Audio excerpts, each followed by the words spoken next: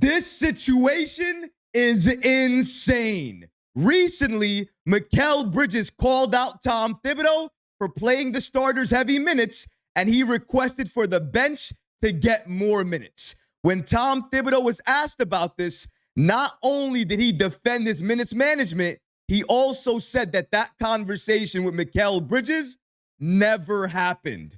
We're going to break down all of these latest reports today. But before we get started, about 52% of you watching this video right now are not subscribed to the channel. If you're enjoying the content, please go ahead and hit that subscribe button because it could really support all the great content that we're creating for you. And now, let's get started. Tom Thibodeau fires back at Mikal Bridges. This is insanity. I didn't know what to expect after Mikal Bridges made those comments about Tom Thibodeau. But the last thing I ever expected was for Tom Thibodeau to fire back at Mikal Bridges. Not only that, but defend his minutes philosophy. But that's exactly what happened. Because his response is so long and so direct, it only makes sense to hear it from Tom Thibodeau directly. Roll it. Tom, this morning, Mikal said that he's talked to you in the past about these starters not playing as many minutes to give the bench guys some opportunities. And I was wondering what your thoughts were. Well, we never had a conversation about it, but the facts are the facts. And when you look at our team and the way it works is Jalen plays 35 minutes. He's in the top 20. I think he's 20th or 21st in minutes played. Cat is a primary scorer. He plays less than Jalen, so he's like 25th in the league in average minutes. Your wings play more, right? So they're matched up with primary scorers. So the way it works is if Jason Tatum is in the game and Jaylen Brown is in the game, OG will be in the game and Mikal will be in the game. When those guys go out, they go out. When they come back, they come back. You try to keep the matchups.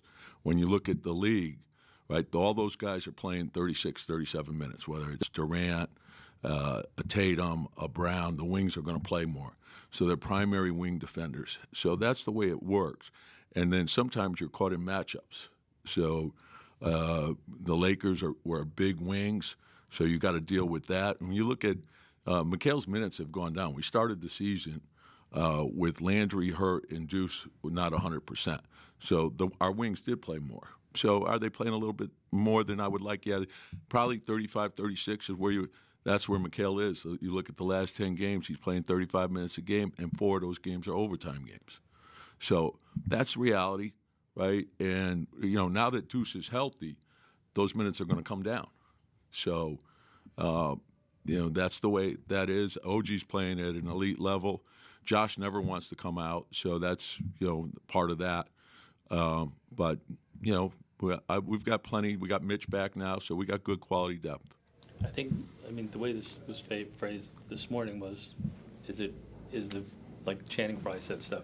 I'm saying who? Channing Frye. Yeah, that's what I thought. We were saying is it fair, unfair? He doesn't even understand our team. So. Right. I was going to say. Why do you think this follows you so much? Because you guys follow the team. You guys should know what the matchups are and how it works. So oftentimes you have people that look at it, and you look at what's going on in the game. What are they doing? Are you in overtime? Well, look, if LeBron's on the floor for 40 minutes, the guy who's guarding him is going to be on the floor for 40 minutes, right? That's the way this works, right? You're not going to put in, your bench against LeBron. You're just not going to do that. You're not going to do that against Tatum. You're not going to do that against Brown.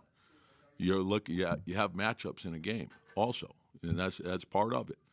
And sometimes size is a factor. You have to look at, okay, are you going to put a 6'1" guy on a 6'8" guy? And you're probably not going to do that,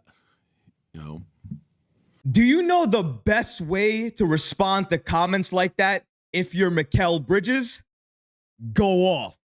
Not only did Mikal Bridges go off, he hit the game winner in overtime last night to seal the deal and help the Knicks gain the victory. Last night, The Knicks and Mikal Bridges won this game against Portland in overtime, 114 to 113. But look at the man of the hour, Mikal Bridges, who led the Knicks to an OT win in Portland. He gave you 33 points, efficiently, mind you, 13 of 21 from the field, 4 rebounds, 4 assists, and 2 stocks. Oh, yeah, by the way, 1 game winner.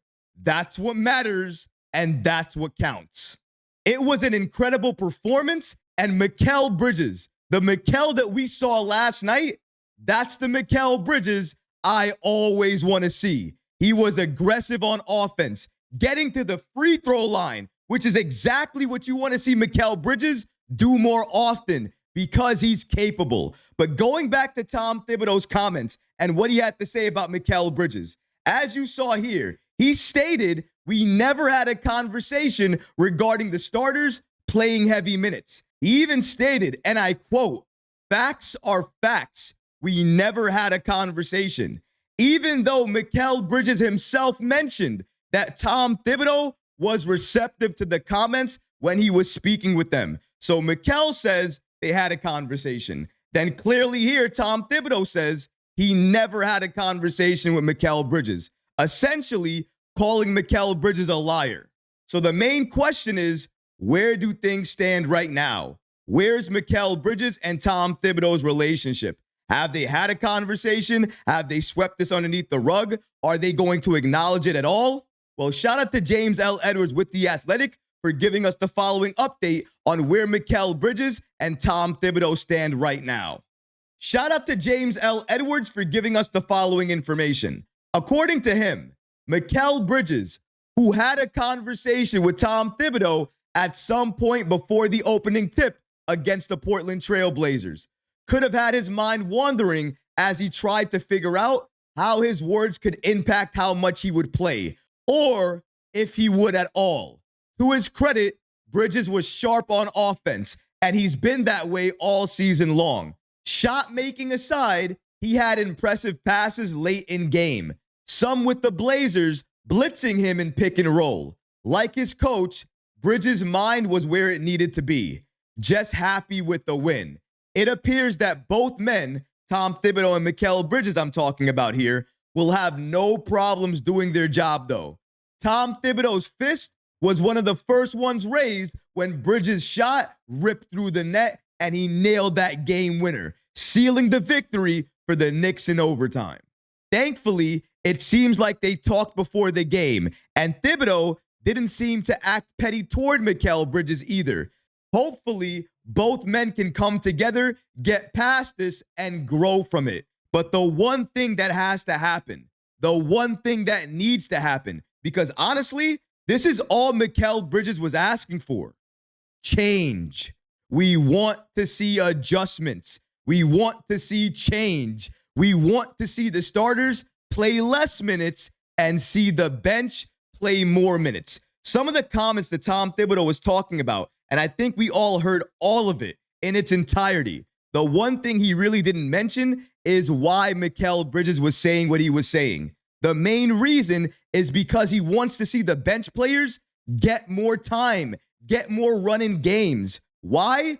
Because we're talented as a team. We have depth as a team, but nobody's ever going to know that unless you utilize them, unless you utilize the bench. And newsflash, we're not going to go anywhere if we're not developing a second unit. Right now, the Knicks are starting to put together a second unit, but it's not there. It can't be there because we haven't put any effort into building it. It hasn't been a priority this season. The priority is to win and play the starters as long as you have to, as long as you get the victory. While I can understand that to some degree, not developing a second unit, it's almost criminal. You want the rotation to expand. You want the minutes to be distributed a little bit differently, more evenly. The only way to get that is for adjustments to be made by Tom Thibodeau. And one of the ways to get that is for a starter to call you out for not doing that. But did you hear Tom Thibodeau in his response? He basically justified the fact that he's going to continue to play his starters that many minutes. And why? It's because he's doing it based off of matchups, based off of the players who are out there, the Tatums of the world, the Browns of the world, the LeBron James of the world. If the matchup is out there, he's going to play his starters with those matchups. That's what Tom Thibodeau is stating here. He didn't say he was going to change. He didn't say he was going to do things differently. All he said was basically a justification on why things are the way they are. And essentially didn't say anything was going to change because of Mikal Bridges' comments. Now, I hope and pray that doesn't remain the case, because clearly they had another conversation before tip-off. And I'm sure that conversation was basically mirroring everything that Mikal Bridges said to the media. He's not going to run away from that. Now, it's up to Tom Thibodeau. We need to see him acknowledge what Mikal Bridges said and make changes. Because if he does nothing, if he doesn't acknowledge anything that Mikal Bridges says, and we lose, or we lose badly, or we go into the playoffs and we lose, and the main reason we lose is because we're not utilizing a bench, we're playing our starters too many minutes, this conversation, this comments by Mikal Bridges, it's going to be under a microscope. And during the offseason, it's probably going to be the main focus of all the conversations. Because right now, it's a give or break moment for the Knicks. What will Tom Thibodeau do? Will he respond, do the exact same thing, change, or leave it the way it is? This is what everybody is waiting for. Mikal Bridges is waiting for it. Most of the fan base is waiting for it. Tom Thibodeau, please make the changes necessary. Make the changes that Mikal Bridges is pleading for you to make. Because if you do that, maybe, just maybe, this team will be ready to dominate come the postseason. But what about you guys? What do you think about Tom Thibodeau firing back at Mikal Bridges and the comments that he said here? Let me know in the comment section below, guys, because honestly, I would love to hear from you. But that's going to do it for this episode. I hope you enjoyed it. And if you did, go ahead and smash that like button, leave a comment below. And of course, guys, please subscribe to the channel. Until next time, Knicks fans, take care of yourself, your families, and each other. Peace and love.